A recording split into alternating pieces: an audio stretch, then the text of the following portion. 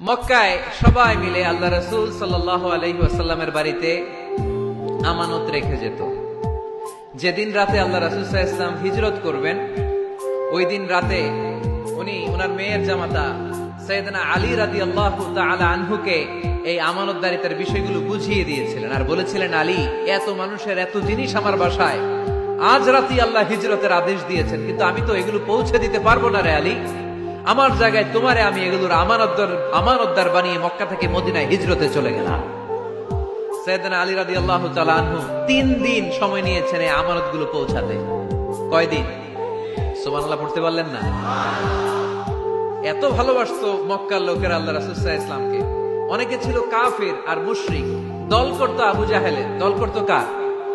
কিন্তু আমানত রাখার সময় আবু জাহেলের কাছে রাখে না, আল্লাহ রাসূল সাল্লাল্লাহু আলাইহি ওয়াসাল্লামের কাছে রাখে। সুবহানাল্লাহ কইবেন না? আল্লাহ রাসূল যদি বলতেন আমার কাছে কেন, আবু জাহেলের কাছে রাখো, ওরা বলতো আবু জাহেলের কাছে যদি টাকার প্যাকেট রাখি, দেখা যাবে আয়েশা টাকাও নাই, টাকার প্যাকেটও নাই। আপনার কাছে যেইভাবে যেই জিনিসটা রাখি ঠিক ওইভাবে পাওয়া যায়। ওয়াল্লাযীনা হুম লিআমানাতিহিম ওয়া আহদিহিম রাউন। মুমিন বান্দার 5 নাম্বার গুণ, তার আমানতদার হয়। কি হয়? এরপরে আল্লাহ বললেন, ওয়াল্লাযীনা হুম লিআমানাতিহিম ওয়া আহদিহিম রাউন। মুমিন বান্দারা কখনো আমানতের খেয়ানত করে না, ঠিক কি না? আমানতের খেয়ানত করে, আমানতের হেফাজত করে। ইন্নাল্লাহা ইয়া'মুরুকুম আন তুআদ্দুল আমানাতি ইলা আহলিহা। আল্লাহ আদেশ করেছেন আমানতদারের কাছে কিছু রাখা হলে সেজন্য আমানত পৌঁছে দেয়। আপনার বন্ধু আপনার কাছে একটা ল্যাপটপ রেখে গেল, এসে বলল 2 মাস পরে এসে বলল, বন্ধু ল্যাপটপটা দাও। ঠিক যেমন সে দিয়েছে তেমন আপনি দিবেন, ঠিক কিনা? এটার নাম আমানত। লা ঈমানা লিমান লা আমানাতা লা। যার আমানতদারিতা নাই ওর ঈমানই নাই। এজন্য খবরদার। আল্লাহ রাসূল সাল্লাল্লাহু আলাইহি ওয়াসাল্লাম ছিলেন আমানতদার। এজন্য মক্কার লোকেরা আল্লাহ রাসূল সাল্লাল্লাহু আলাইহি ওয়াসাল্লামকে উপাধি দিয়েছিল আস-সাদিক আল আমিন। আল আমিন মানে আমানতদার, the most trustworthy personality in Mecca city. Mecca শহরের সবচাইতে আমানতদার। আমানতদারদেরকে সবাই ভালোবাসে। আমানত, অনেকে মনে করে আমার কাছে 50,000 টাকার একটা বান্ডিল কেউ রেখে গেল, কয়দিন পরে নিয়ে গেল, এটা আমানত না। সবকিছু আমানত।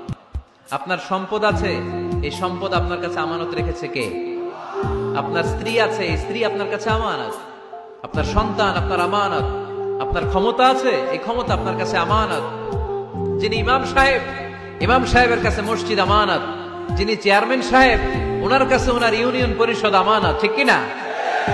যিনি প্রধানমন্ত্রী, ওনার হাতে 56,000 বর্গ মাইলটা আমানত। এটা অনেক বড় বিষয়। যার যা দায়িত্ব ওইটা আমার কাছে আমানত। আমার কাছে এই তাফসীরের মঞ্চটা আল্লাহর দেয়া আমানত।